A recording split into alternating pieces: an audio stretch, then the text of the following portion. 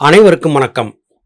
நாம் பிரம்மஸ்ரீ வசிஷ்டருக்கும் அவருடைய சீடராக அமைந்த மகாவிஷ்ணுவின் அவதாரமான பகவான் ஸ்ரீ ராமருக்கும் இடையிலே நடைபெற்ற ஞானசாதனம் குறித்தான உரையாடல் நூலாகிய யோக வாசிஷ்டம் என்கிற உன்னத நூலை வாசித்துக் கொண்டிருக்கிறோம். மரணம், ஜனனம், இந்த இரண்டை பற்றியதான ஆராய்ச்சி எல்லா காலங்களிலும் இருந்தே வந்திருக்கிறது. பகவான் ஸ்ரீ ராமர் தன்னுடைய குருவாகிய வசிஷ்டரிடம் எண்ணற்ற வினாக்களை விடுத்து அதற்கான விடையை பெறுகிறார். பகவான் ஸ்ரீ ராமரோடு இணைந்து நாமும் வசிஷ்ட மகாமுனிவருடைய ஞான கருத்துக்களை பருகி வருகிறோம். இன்றைய பதிவிலேயும் மிக அற்புதமான பல கருத்துக்கள் வர இருக்கின்றன. ஜனனம், மரணம் குறித்தான விளக்கங்களை வசிஷ்டர் சொல்ல நாமும் கேட்க இருக்கிறோம். ஜீவிதம் என்பது இப்போது உள்ள தரிக்கப்பட்ட உடல் மேலுள்ள ஆசையை குறிப்பது. மரணம் என்பது இந்த தேகத்தின் நாசத்திற்கு பிறகு ஏற்படும் தேகத்தின் மேலுள்ள ஆசையை குறிப்பிடுவது. உனக்கு இவ்விரண்டு வித ஆசைகளிலும் நோக்கம் கிடையாது. நீயே சர்வ வியாபியான ஆத்மாவாக இருப்பதால் ஒரு இடம் விட்டு மற்றொரு இடம் போவதற்கும் போகாமல் இருப்பதற்கும் கிரமம் ஏது? தேகம் இருந்தும் அதன் மேல் நோக்கமில்லாததால் தேகமில்லாத தன்மையை உடையவனாக இருக்கிறாய். இங்கே ஒரு துல்லியமான கருத்து விளங்கிக் கொள்ள வேண்டியிருக்கிறது. நாம் சுமந்திருக்கும் பஞ்சபூதங்களால் கட்டமைக்கப்பட்ட இந்த மானுட உடல் குறித்தே பெரும்பாலும் சிந்தித்து வருகிறோம்.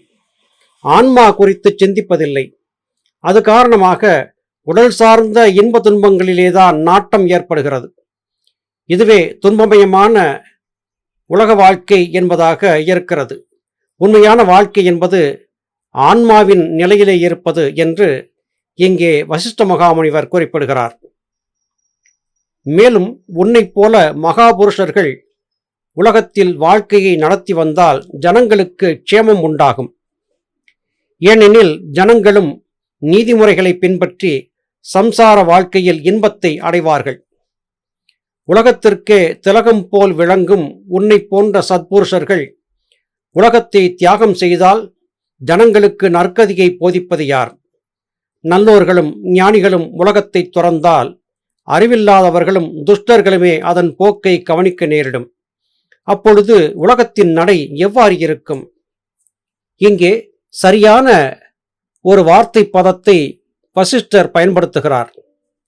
பகவான் ஸ்ரீராமர் அவதார புருஷராக இருந்தாலும் கூட தான் அவதாரம் என்பதை நினைத்து ஞான நிலையிலேயே தன்னை நிலைநிறுத்தி கொண்டுவிட்டால் இந்த உலக மக்களுக்கு நல்லதை யார் செய்வார்கள் என்று கேட்கிறார். இந்த உடல் கொண்டு பிறந்திருக்கக்கூடியவர்கள் இந்த உடலுக்காக கொடுக்கப்பட்ட கடமைகளை செய்தே தீர வேண்டும். இதை செஞ்சோற்றுக் கடன் என்றும் நம்முடைய முன்னோர்கள் குறிப்பிடுகிறார்கள். பகவான் ஸ்ரீராமர் மனித உடல் எடுத்திருந்தாலும் ஒரு மனிதன் எவ்வாறு வாழ வேண்டும் என்பதை உதாரண புருஷராக வாழ்ந்து காட்டிய மகத்தாம் மனிதர். இதைத்தான் இங்கே வசிஷ்ட மகாமுனிவர் சொல்லுகிறார். ராமா, இந்த உலகத்திற்கே நீ திலகம் போல விளங்குகிறாய். உன்னை போன்ற உத்தமர்கள் இந்த உலகத்தை வெறுத்துவிட்டால் இந்த உலக மக்களுக்கு நல்லதை யார் செய்வார்கள் என்று கேட்கிறார். இந்த கருத்து நம்மில் பலருக்கும் பொருந்தும். நம்மை சந்திக்கக்கூடிய அல்லது நம்மிடம் பேசக்கூடிய சிலர், ஐயா, உங்களுக்கு ஏன் இந்த வேண்டாத வேலை? உங்கள் நிலையிலே நீங்கள் தவம் செய்து பயணிக்க வேண்டாமா? எதற்காக வலையொலியிலே தொடர்ந்து பேசி உங்கள் ஜீவனை நாசம் செய்து கொண்டிருக்கிறீர்கள் என்று கேட்டதை நான் உணர்ந்திருக்கிறேன். நமக்கு கொடுக்கப்பட்ட உடற்கடமைகளை செய்தாக வேண்டும் என்பது அடியேன் உள்ளத்திலே எழுந்த ஒரு உணர்வு. ஞானபிதா சுவாமி சிவானந்த பரமஹம்சர் போன்ற மகான்கள் நமக்கேன் வம்பு என்று ஒதுங்கி போயிருந்தால் இன்றைக்கு நாம் அனுபவித்துக் கொண்டிருக்கும் சித்தவித்தை என்கிற அற்புத ஆனந்த அனுபவம் நம்மில் யாருக்கும் கிடைக்காமலே போயிருக்கும். எனவே நாம் அறிந்து கொண்டவற்றை விருப்பம் வெறுப்பவர்கள், தாகம் கொண்டு தேடிக்கொண்டிருப்பவர்களுக்கு மறுக்காமல் கொடுக்க வேண்டியது நம்முடைய உடற்கடமையாகும். அந்த கடமையைத்தான் இங்கே பகவான் ஸ்ரீராமருக்கு வசிஷ்ட மகாமுனிவர் நினைவுபடுத்துகிறார். ஆகையால் சதா சமாதியில் இருக்கும் நோக்கத்தை நீ விட்டுவிடு. நியதியின் போக்கை அனுசரித்து தேகம் தானாகவே நாசமடையட்டும். உன் பிரயத்தனமெல்லாம் மனம் ஒருமுகப்பட்டிருப்பதில் இருக்க வேண்டும். இச்சை, துவேஷம் வேண்டும் வேண்டாம் என்ற துவந்த பாவங்களை மாத்திரம் விட்டுவிடு. எதேச்சியாக வந்தவைகளை மன வேறுபாடில்லாமல் அனுபவித்தும் வராதவைகளைப் பற்றி கவலையின்றி இருப்பதுமே உன்னை போன்ற ஞானிகளுக்கு தகுந்த முறை.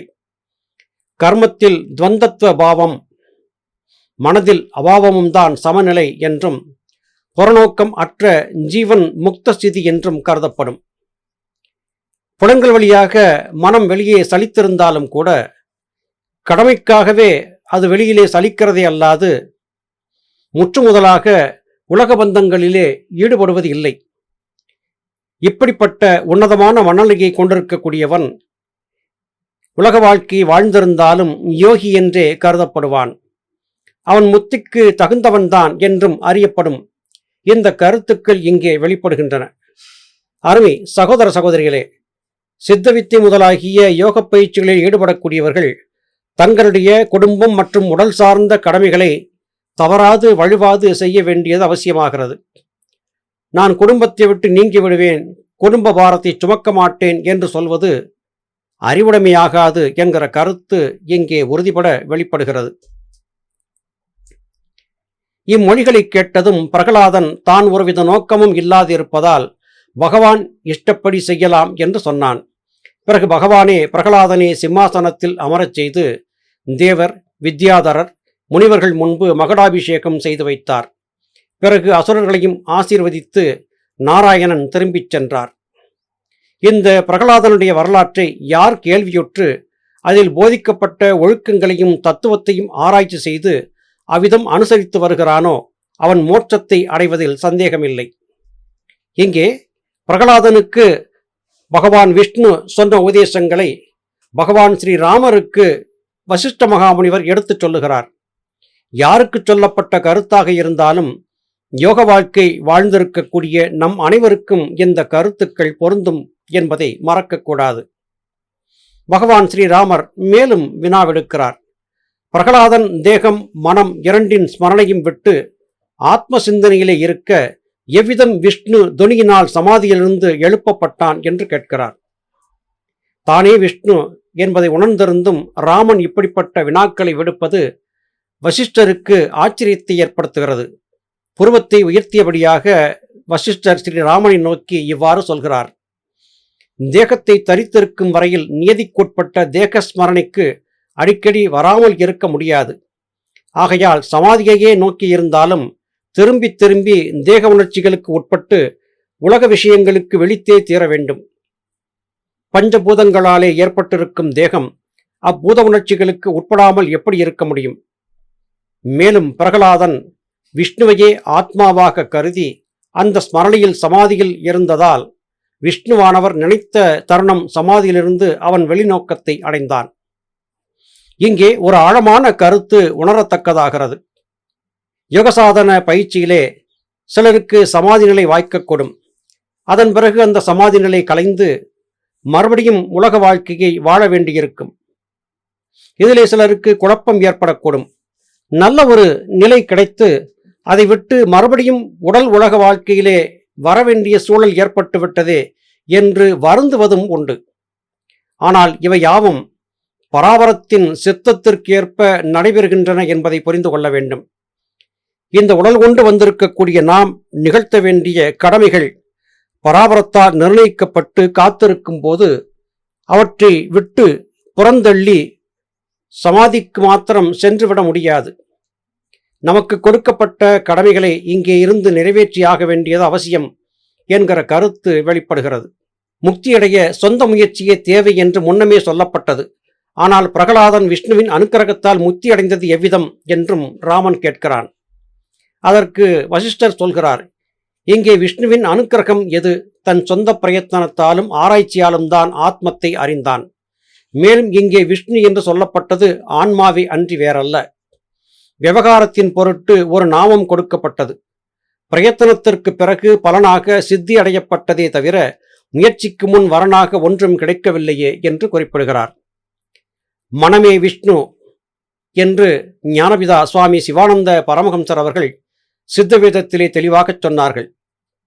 இங்கே விஷ்ணு என்று சொல்லப்பட்டது ஆன்மா என்று வசிஷ்டர் குறிப்பிடுகிறார். இதன் பொருள் யாதென்றால், உங்களுடைய அனைத்து விதமான உருவகங்களும் உங்களுக்குள்ளே இருந்துதான் வெளிப்பட்டு வந்தன. நீங்கள் கொண்டிருந்த ஒரு குறிப்பிட்ட மனநிலையை அடையாளப்படுத்தி காட்டுவதற்காகவே உருவங்கள் உருவாக்கப்பட்டன. அந்த உருவங்களுக்கு சில பெயர்களும் கொடுக்கப்பட்டன என்று துல்லியமாக வசிஷ்ட மகாமுனிவர் பதில் சொல்கிறார். ஆத்மா ஆத்மாவினால் தான் காணப்படும், வேறு எவ்விதத்தாலும் காணப்படாது. இதற்கு பௌருஷமும் ஆராய்ச்சியும் தான் உதவும். ஜனங்களால் வழங்கப்பட்ட தெய்வம் என்ற சொரூபத்தால் முடியாது. குருவின் மூலமும் அதை அடைய முடியாது. அப்படி அடைவதாக இருந்தால் குருவினுடைய ஆடு மாடெல்லாம் மோட்சத்தை அடையலாமே. எனவே இது பிறரால் கொடுக்கப்படுவது அன்று என்று குறிப்பிடுகிறார். குரு என்பவர் ஒரு குறிப்பிட்ட வரம்பிற்குள்ளே நின்று விடுவார். அவர் வெறும் வழிகாட்டியாக மாத்திரமே இருப்பாரே அன்றி அழைத்துச் செல்லும் தூதுவராக இருக்க மாட்டார். குரு எல்லாவற்றையும் கரை கடந்தவர், அவர் எல்லாவற்றையும் கொடுத்து விடுவார் என்கிற எண்ணம் தவறானது. பகவான் ஸ்ரீராமருடைய எண்ணம் இவ்வாறு இருக்கிறது. நம்மில் பலருக்கும் இப்படிப்பட்ட எண்ணம் இருக்கிறது. நாம் ஒரு உத்தம குருவை சரணாகதி செய்து கொண்டு விட்டோம். அந்த குரு ஏன் இன்னும் நம்மை மோட்சத்திற்கு அனுப்பி வைக்காமல் காலம் தாழ்த்துகிறார் என்று எண்ணக்கூடும். இந்த எண்ணம் பிசகு என்று வசிஷ்ட மகாமுனிவர் சொல்கிறார். உலக வாழ்க்கை வாழ்ந்திருக்கக்கூடிய மனிதர்கள் தங்களுடைய சொந்த முயற்சியாலும் கர்மவினைகளின் வீச்சாலும் தான் ஒவ்வொன்றையும் அடைகிறார்களே அல்லாது குரு எந்த வகையிலும் அவர்களுக்கு கைதாக கொடுத்து அழைத்துச் செல்லும் காரியத்தை செய்ய மாட்டார் என்று குறிப்பிடுகிறார்.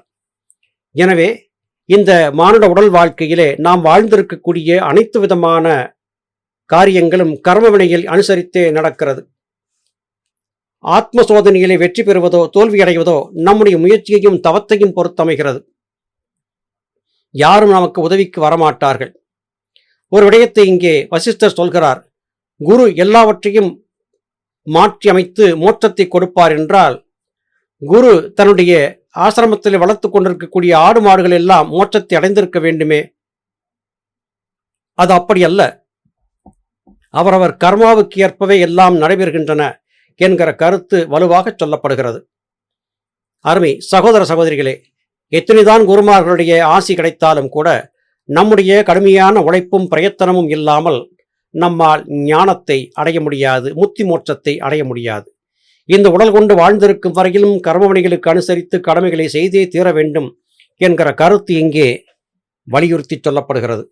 மீண்டும் அடுத்த பதிவிலே உங்களை சந்திக்கிறேன். அதுவரையிலும் நன்றி, வணக்கம்.